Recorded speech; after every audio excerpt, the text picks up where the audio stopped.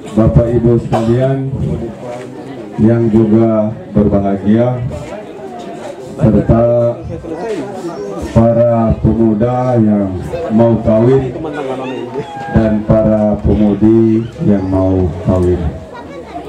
Assalamualaikum warahmatullahi wabarakatuh.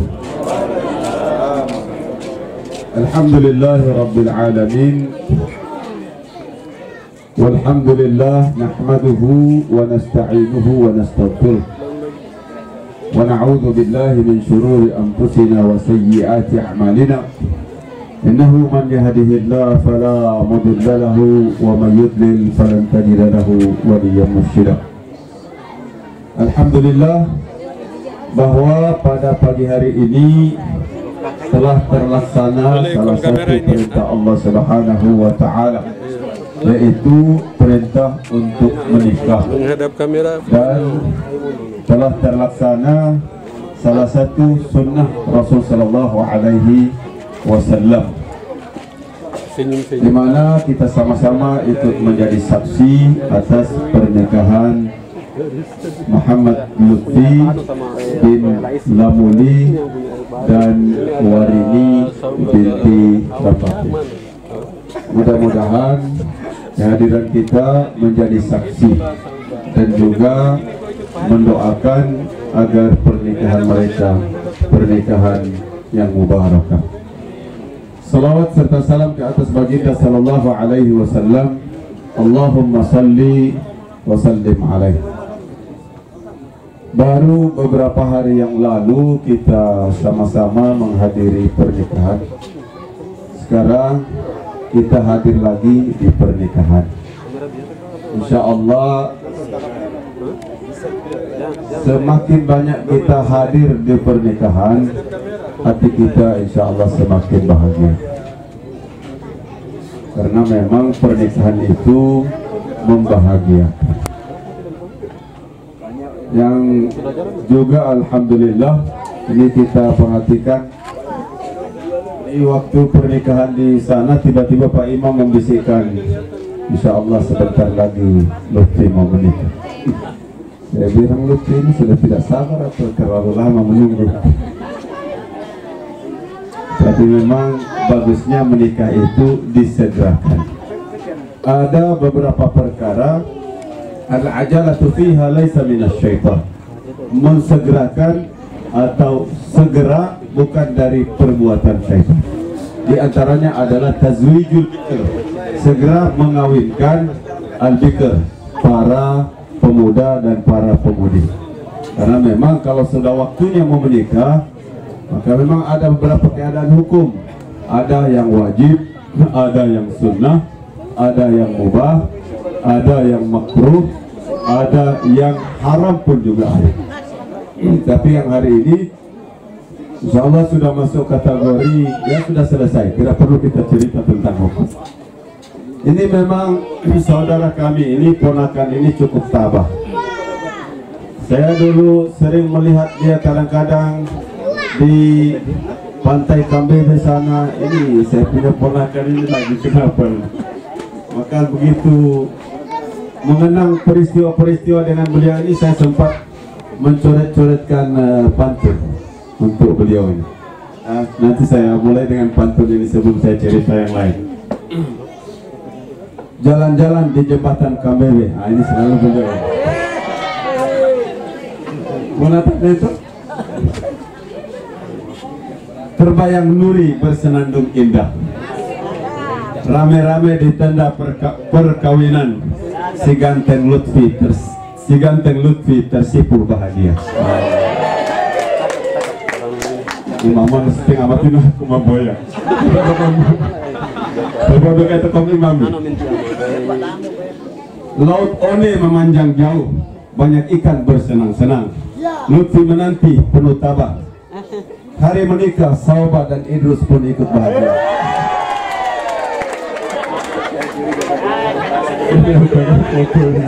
Sengaja saya pegang foto, dia foto-foto saya bilang, saya kasih kau pantun. Betul? Dan sampai kau tidak senang? Musim panas telah tiba, bahan panas sangat terasa. Kita yang di tenda terasa panas, tapi tidak terasa oleh Lutfi dan Warini. Cukup ya, jangan banyak-banyak. Biasa kalau garam terlalu banyak nanti rasa makanan tidak sedap. Sekali lagi bahwa pernikahan itu adalah saat-saat yang membahagiakan. Maka insya Allah yang ada di pengantin, yang duduk di atas pelaminan, baik pengantin baru maupun pengantin lama, insya Allah sama-sama bahagia. Kita pun yang melihat mereka bahagia. Kalau ada yang tidak bahagia, berarti dia masih bermasalah. Karena masuk saja di tenda begini itu langsung jiwa berbunga-bunga. Kalau masuk apalagi warna-warni, Masya Allah.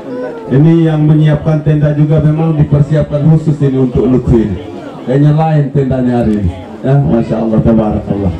Jadi pernikahan ini membahagiakan dan Allah memang sudah mengaturnya sedemikian rupa sehingga tidak mungkin manusia yang hidup tanpa pasangan. Wa ja'alna min kulli syai'in zawjan. Dan kami menjadikan segala sesuatu itu berpasang-pasangan.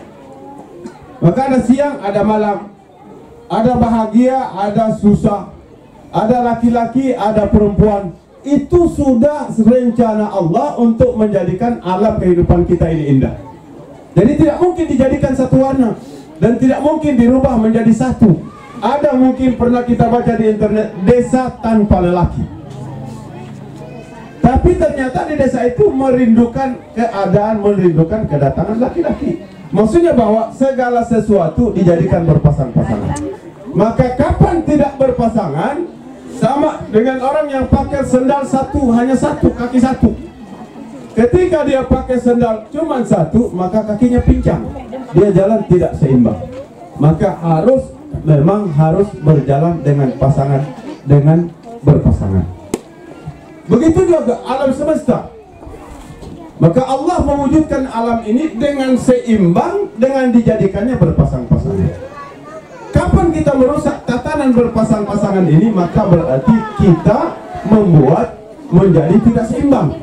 Maka memang kalau ada yang mau menikah, segera menikah. Jangan ditunda-tunda. Ya, apalagi terlalu lama menunda-nunda. Ini kita perhatikan, ini kayaknya ini khawatir sekali nih. Lutfi ini jangan-jangan diambil orang.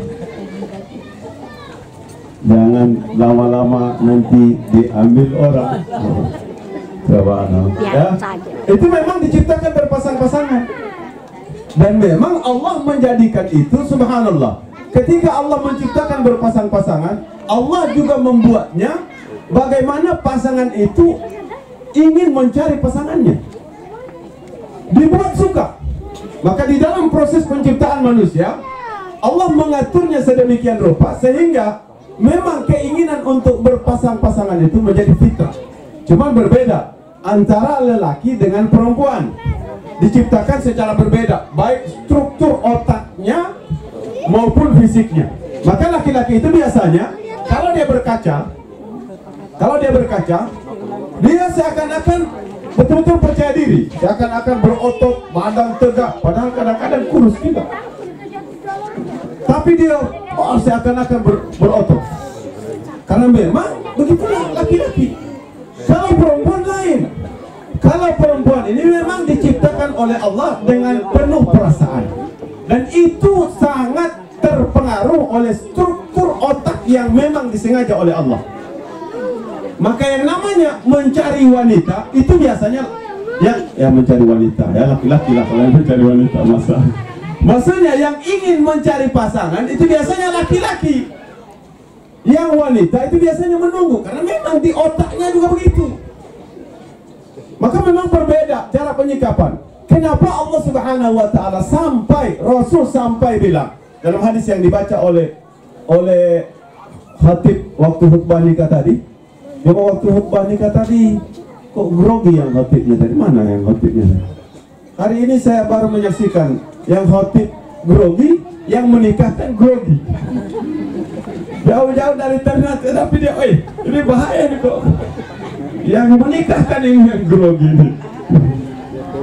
Jadi memang Allah menciptakan dengan struktur berbeda. Maka laki-laki diciptakan dia akan cenderung untuk mencari wanita. Bahkan oleh Allah, kalau dulu ada seorang laki-laki istrinya 10, istrinya 20, selirnya ribuan. Kalau perempuan tidak, perempuan itu biasanya dia menginginkan komitmen dari seorang lelaki. Saya menginginkan lelaki yang setia. Itu biasanya kalau wanita begitu. Maka insya Allah beruntung sekali hari ini. Karena Lutfi ini tenang bawaannya, tidak ada gejolak, tidak ada. Dia tenang. Dia kalau kita panggil, senyumnya pun tidak berlebih-lebihan. Lutfi atau kamu masih baik kau, nak ada kamu. Jadi ini beruntung hari ini. Insya Allah tidak repot dia jaga. Kalau dia ini yang beruntung Lutfi hari ini. Dulu waktu saya menikah dulu, waktu di Malaysia, dia baca, teman saya dari Jawa Barat, dia baca surat istri saya almarhum. Ini kayaknya bukan kamu yang bukan dia yang beruntung ini, tapi kamu yang beruntung. Maksudnya ini kayaknya bahasanya, dari struktur bahasanya kelihatan bahwa orangnya ini bagus, orangnya cantik, orangnya ini baik. Bagaimana? Itu kadang-kadang kita menikah itu, kadang-kadang kita untung, kadang-kadang istri untung. Tetapi selalunya kalau sudah menikah, suami istri untung insya Allah. Karena menikah itu, yang namanya menikah itu, suami kita, istri kita, kan suami istri itu adalah partner. Kadang-kadang dibahasakan mitra. Mitra itu artinya kita sama-sama, faktor yang menentukan keberhasilan, perjuangan bersama. Tidak ada klaim bahwa saya lebih berjuang dibandingkan kamu. Itulah namanya zauj, partner atau mitra. Maka pernikahan ini insya Allah dua-duanya masya Allah, alhamdulillah. Lutfi tidak kurang gantengnya. Mungkin di antara yang ganteng sekarang ini Lutfi lah. Kalau Soba ini boleh lah.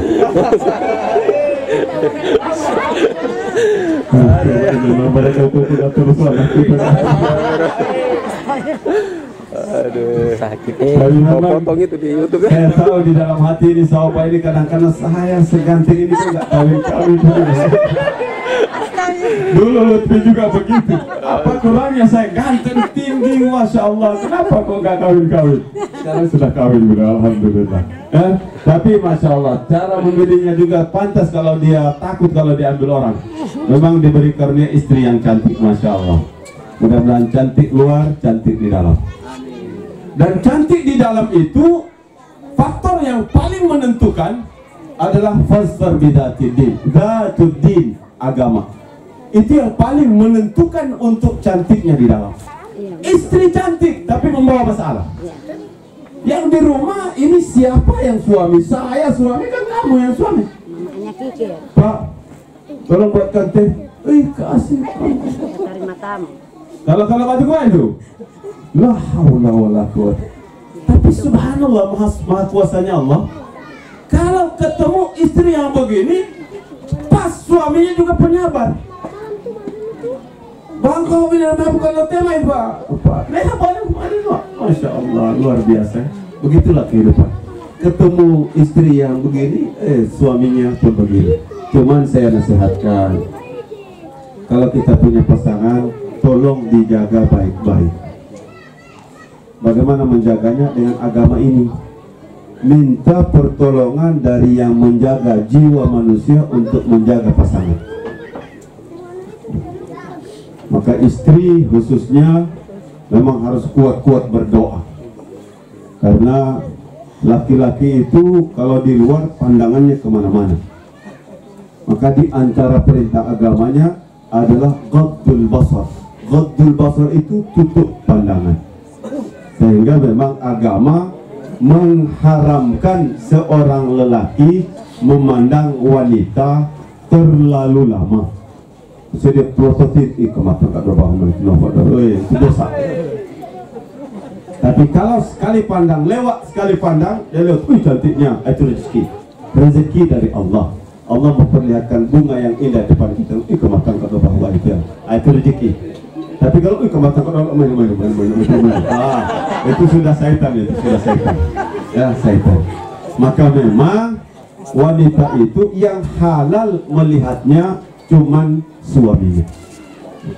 Kalau orang lain jangan melihat, apalagi jabat tangan. Maka bagusnya kalau jabat tangan nanti jangan bersentuhan lelaki dengan perempuan. Lelaki itu ya begitu saja. Salam. Insya Allah salam Jawa Barat ini juga tetap bermakna. Kalau Jawa Barat kan begitu kalau salamnya. Ya. Kalau salamnya tentara begini. Nah, kalau salamnya ada salam di mana? Macam-macam. Kalau salamnya corona macam-macam. Ya. Jadi subhanallah. Jadi begitu Allah begitu dari sifat-sifat ini memang Allah menciptakan dengan sifat-sifat yang berbeda, yang kemudian sifat yang berbeda itu saling melengkapi. Yang laki-laki dengan ketegasannya, dengan kekuatannya, yang wanita dengan kelemah lembutannya. Kenapa lemah lembut ini? Memang kalau Allah yang ayat yang kita baca tadi, litaskunu ilaiha. Jadi ketika pulang dalam keadaan capek, dalam keadaan tegang di luar, dalam keadaan pulang dia menjadi tenang. Di mana dia akan mendapatkan ketenangan? Di dalam rumah. Maka kalau di dalam rumah dia tidak mendapatkan ketenangan, maka berbahaya. Berbahaya. Kecuali kalau suami ini suami yang soleh.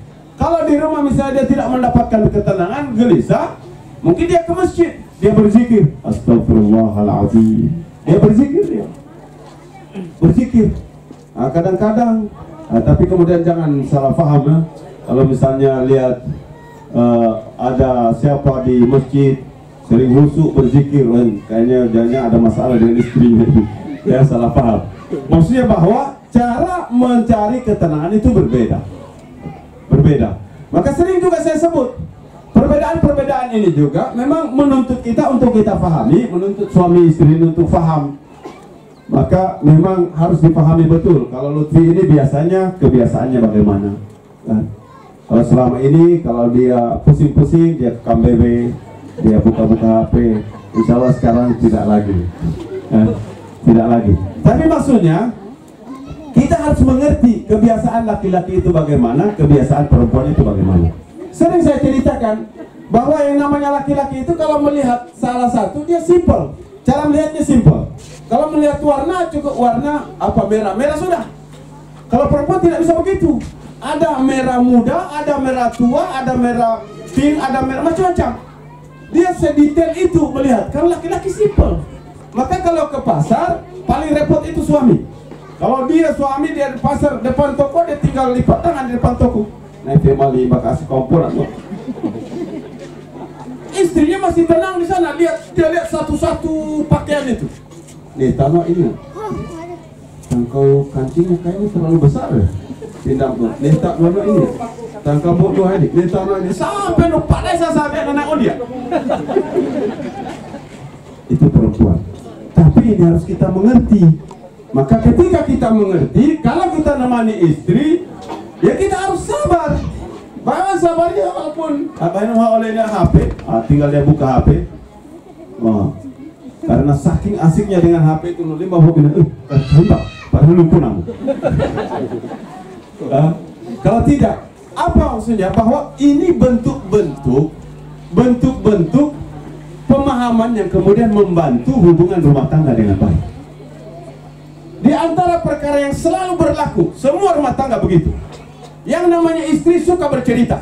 Kenapa begitu? Otaknya begitu. Yang namanya perempuan, laki-laki tidak suka bercerita.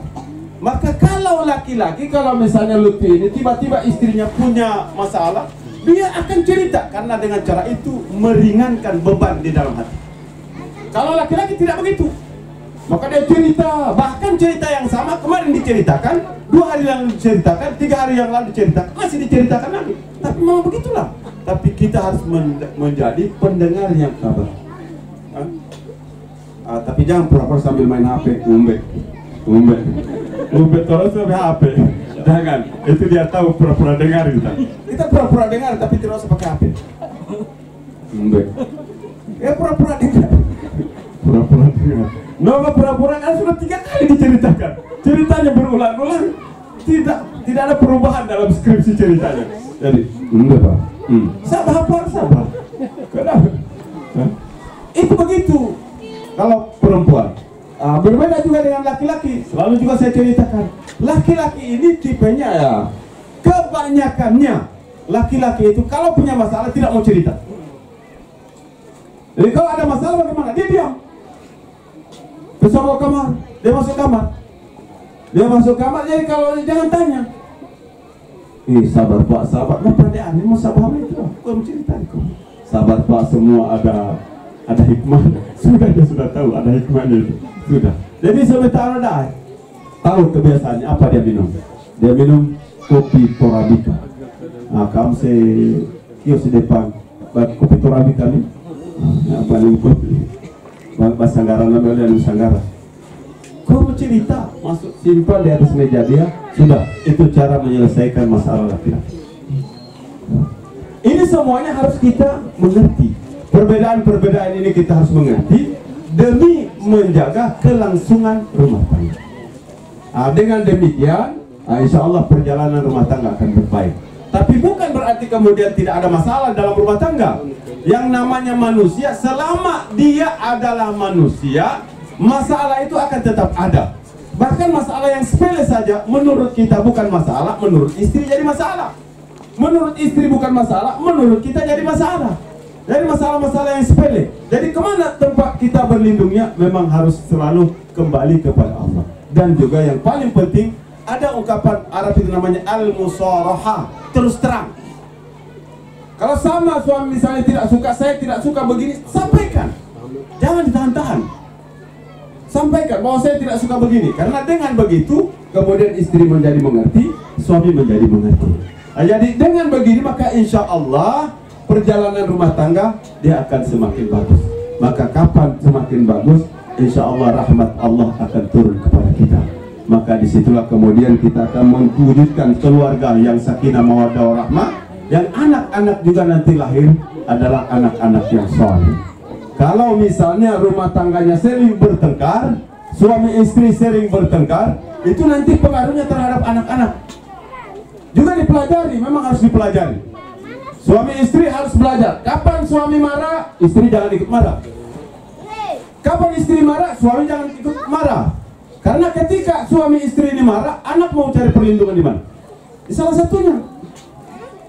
Jangan dua-duanya marah. Kan ketika kita marah itu kita akan memutuskan beberapa saraf-saraf yang ada di dalam otak anak kita yang menyebabkan anak kita menjadi tidak cerdas. Jadi harus dijaga betul. Suami marah, istri yang sabar. Jangan suami marah, "Intin apa kok?" Maka dia, istrinya marah, "Kan saya jangan buat begini dong." Datang suami lihat, tampar anaknya. Jangan begitu. Jadi ketika dua orang salah satunya marah, satu harus menjadi penenang. Ini semuanya menjadi bagian dalam menyiapkan generasi agar generasi-generasi ini tumbuh soleh, yang harapannya nanti kemudian menjadi anak-anak yang baik, yang ketika kita tua, mereka inilah yang akan menjaga. Yang akan menjaga kita. Ketika kita perlu pertolongan, siapa yang mau tolong kita? Ketika kita mau perlu bantuan, siapa yang membantu kita? Maka anak-anak kita. Cuman pentingnya berpasang-pasangan ini, ada hal-hal yang anak-anak tidak bisa lakukan, hanya bisa dilakukan oleh pasangan. Maka selalu saya bilang kepada pengantin-pengantin lama yang ingin lagi jadi pengantin, ya memang tidak salah untuk kemudian kawin lagi. Tidak salah, karena memang kehidupan jangan ini Pak Ustaz bukan begitu. Ini memang sesuatu hal yang tidak mungkin dipungkiri, bahwa ada keadaan-keadaan yang anak sendiri tidak bisa membantu. Yang bisa membantu cuma suami atau cuma istri. Maka alhamdulillah, tiba-tiba ada orang tua misalnya sudah menikah, alhamdulillah. Jangan anak-anaknya yang menjadi penghalang. Itu loh, kamu pulang asli, putarku, lo putemu nabaka itu kok pergi ke kumar. Jangan begitu, bukan itu masalahnya. Tapi masalahnya ada urusan-urusan yang tidak mungkin diselesaikan, tidak mungkin dibantu oleh anak. Kami enam bilang dari Ambon nih, kita punya keluarga jauh-jauh merantau ke Sumatera sana. Mulai baca panapaan mau Sumatera. Biasanya orang kampung ini setengah mati. Maka itu kemarin dari Sumatera, kasih abah kampung. Abu Asih, kurmuk. Biasanya orang tua kita itu begitu, jangan jauh-jauh. Kalau jauh-jauh itu nanti jadi anak yang hilang. Tapi alhamdulillah ini dia dari Sumatera, dia bawa ke Ambon. Rupanya memang tidak salah pilih beliau. Cuma waktu dia menikahkan tadi dia grogi, dia juga agak heran. Ya, mudah-mudahan kita menjadi saksi dan ikut mendoakan. Mudah-mudahan ini menjadi pengantin yang mubarak. Amin ya rabbal alamin. Mungkin saya cukupkan di situ saja.